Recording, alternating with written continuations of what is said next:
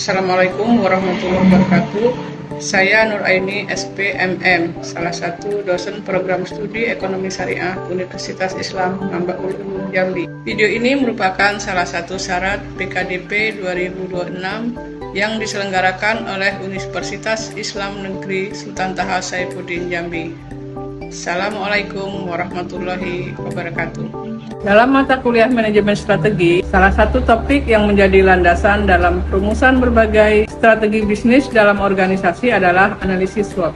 Analisis ini sangat penting karena membantu kita menganalisis faktor internal, kekuatan, dan kelemahan, dan faktor eksternal yaitu peluang dan ancaman secara sistematis. Untuk lebih jelasnya, mari kita saksikan tayangan video berikut ini.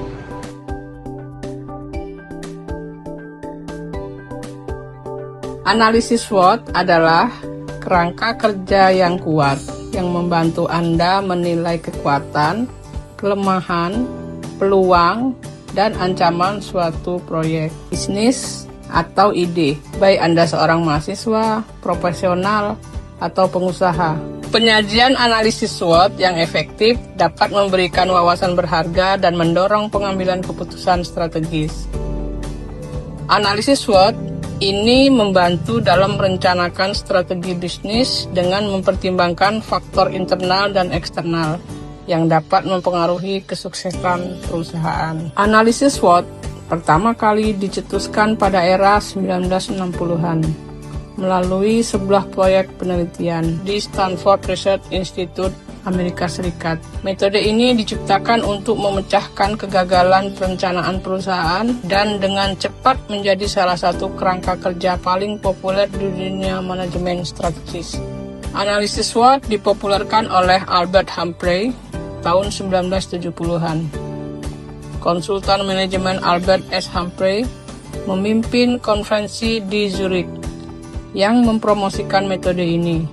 Atas perannya tersebut, ia sering dikreditkan sebagai tokoh utama di balik pengembangan kerangka kerja ini secara global.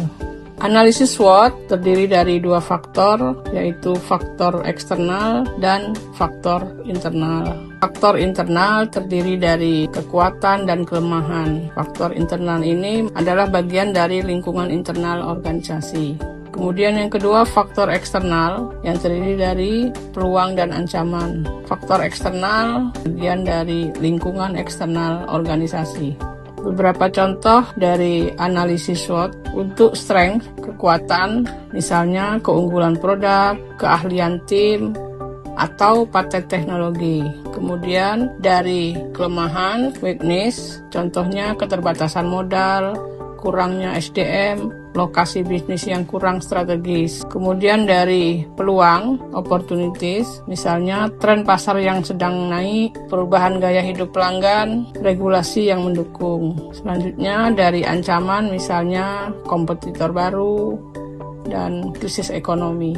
Masih ada beberapa contoh lagi dari faktor kekuatan, misalnya dari sisi kualitas produk, di mana produk tersebut memiliki keunggulan kompetitif. Kemudian dari tim manajemen yang tadi dijelaskan, tim manajemen yang terampil dan SDM yang berkualitas, di mana tim manajemen yang terampil, yang berpengalaman dan memiliki kemampuan dalam mengambil keputusan yang tepat. Kemudian kapabilitas inovasi yang tinggi. Kemudian kekuatan lain adalah posisi pasar yang kuat, pangsa yang besar dan dikenal di industri. Kemudian dari sisi kemitraan strategis, hal ini membantu dalam mengembangkan dan mendistribusikan produk. Kemudian efisiensi operasional yang tinggi, hal ini dapat mengurangi biaya produksi. Kemudian kekuatan lain misalnya merek yang kuat, yang mempunyai brand, merek yang dikenal dan memiliki citra positif di pelanggan. Selanjutnya, rantai pasokan yang handal. Ini juga merupakan satu kekuatan. Kemudian, dari sisi keunggulan teknologi, tentunya ini membantu dalam meningkatkan efisiensi operasional. Kemudian, contoh kekuatan lain misalnya kualitas layanan pelanggan. Karena hal ini dapat memberikan layanan yang baik dan responsif, menjaga kepuasan pelanggan tetap tinggi.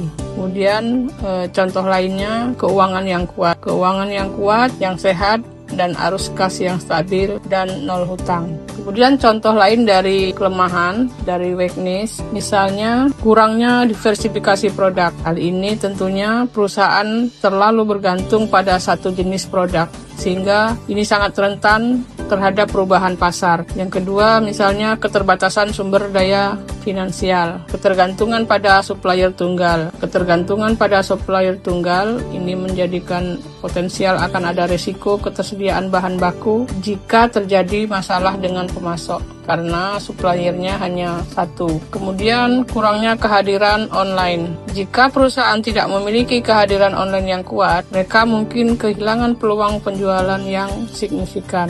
Nah, kelemahan lain misalnya respon terhadap perubahan pasar yang lambat. Perusahaan mungkin lambat dalam menanggapi perubahan pasar yang dapat menyebabkan kehilangan peluang bisnis. Kemudian kelemahan lain misalnya terlalu banyak birokrasi. Terlalu banyak birokrasi dalam suatu perusahaan atau organisasi dapat menghambat pengambilan keputusan yang cepat. Kemudian contoh lain misalnya lokasi yang tidak strategis. Hal ini tentunya mempengaruhi distribusi produk dan aksesibilitas pelanggan. Kemudian kurangnya kehadiran sosial media, karena pada sosial media kita dapat melihat respon pelanggan seperti apa terhadap produk kita. Selanjutnya untuk peluang, opportunities, contoh-contoh lain misalnya perkembangan pasar yang cepat. Hal ini tentu menawarkan peluang untuk pertumbuhan bisnis. Selanjutnya permintaan tinggi untuk produk baru. Ini juga merupakan peluang untuk mengembangkan dan menghasilkan inovasi baru. Kemudian perubahan kebijakan pemerintah. Perubahan dalam kebijakan pemerintah dapat membuka peluang baru bagi perusahaan untuk memperluas operasi bisnisnya. Peluang lain misalnya kemajuan teknologi. Kemajuan teknologi dapat membuka peluang baru dalam mengembangkan produk produksi dan distribusi. Selanjutnya untuk peluang misalnya kemitraan strategis baru. Peluang untuk menjalin kemitraan baru dengan perusahaan lain yang dapat memberikan manfaat bersama. Kemudian peluang lain misalnya perubahan tren konsumen. Perubahan tren konsumen dapat membuka peluang baru bagi perusahaan untuk memenuhi kebutuhan dan keinginan pelanggan. Adanya dukungan dari pemerintah juga dapat menjadi peluang. Dukungan dan insentif dari pemerintah dapat membantu perusahaan dalam mengembangkan bisnisnya.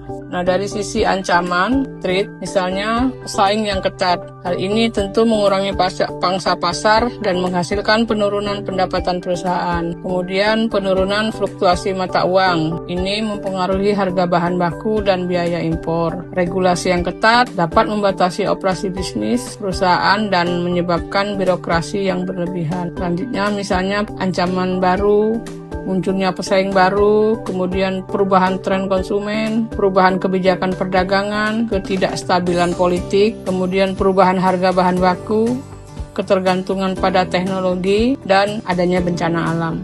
Itu semua merupakan ancaman-ancaman yang harus menjadi pertimbangan untuk pengambilan strategi ke depan. Nah, setelah analisis SWOT selesai, langkah krusial berikutnya adalah merumuskan strategi. Merumuskan strategi menggunakan matrik Townes atau SWOT. Matrik ini menggabungkan poin-poin yang telah Anda temukan untuk menciptakan rencana tindakan konkret. Setelah melakukan analisis SWOT, tentu kita ingin menentukan dan melihat di mana posisi perusahaan kita untuk mengambil strategi apa yang akan kita laksanakan pasca analisis SWOT. Jadi analisis SWOT ini nanti terbagi ke dalam 4 kuadran. Kuadran 1 merupakan posisi yang sangat menguntungkan karena organisasi memiliki kekuatan internal yang besar untuk merebut peluang eksternal. Nah, pada kuadran 1, perusahaan fokus agresif, ekspansi dan pertumbuhan maksimal. Strategi yang dapat diambil adalah strategi SO. SO dalam hal ini adalah strength dan opportunity. Strategi yang dapat diambil adalah menggunakan kekuatan, memanfaatkan peluang. Contohnya ekspansi pasar ke wilayah baru, meningkatkan kapasitas produksi untuk memenuhi permintaan pasar atau meluncurkan inovasi produk baru. Karena pada kuadran 1 ini, produksi dan peluang sama-sama kuat.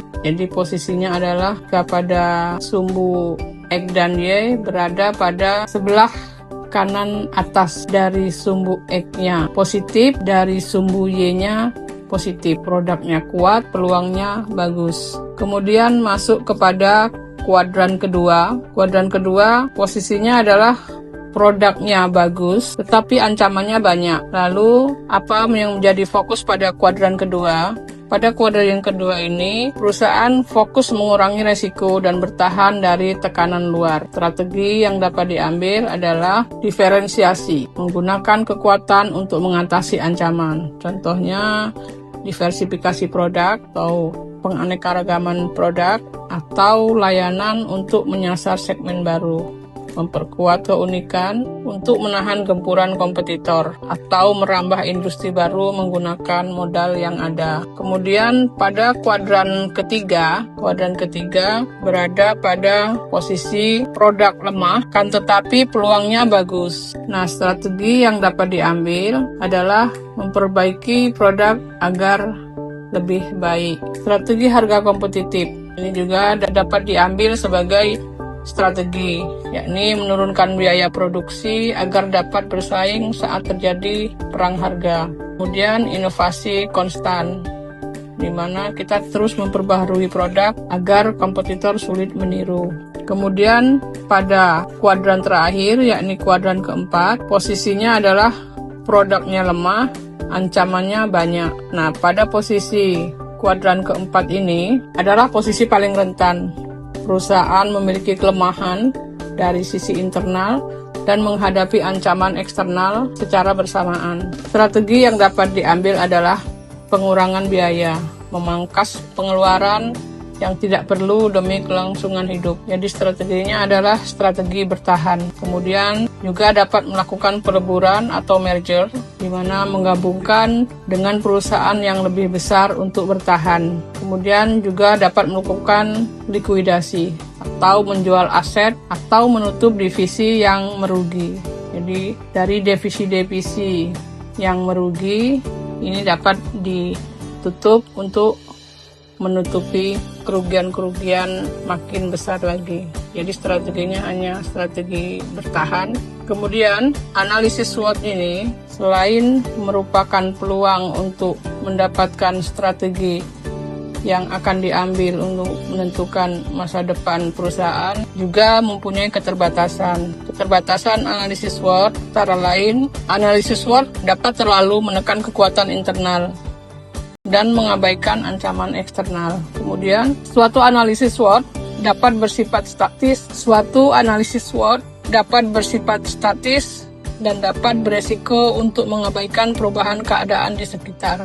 Suatu analisis SWOT dapat terlalu menekan kekuatan atau aspek strategi tunggal. Suatu kekuatan tidak selalu merupakan sumber kompetitif yang menguntungkan. Demikianlah pemaparan tentang analisis SWOT. Semoga dapat berguna untuk mengambil keputusan baik dari organisasi, perusahaan, ataupun diri sendiri. Itu saya akhiri dengan wabillahi taufiq wal hidayah. Assalamualaikum warahmatullahi wabarakatuh.